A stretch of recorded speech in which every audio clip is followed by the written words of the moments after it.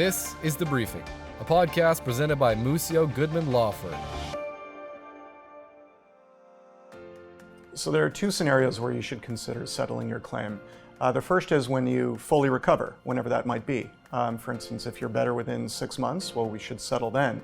And that's because the value of your injury claim is really tied to the severity and the duration of your injuries. So once you're fully recovered, there's no sense waiting any longer. You should wrap up your claim, and that's when you would ask your lawyer to work towards doing that. The second scenario would be when you've plateaued.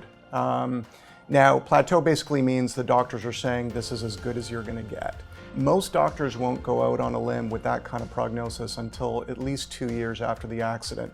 So at that stage, that's when you can essentially work towards seeking compensation, not just for what you've experienced in the past, but what you're likely going to be experiencing down the road as well.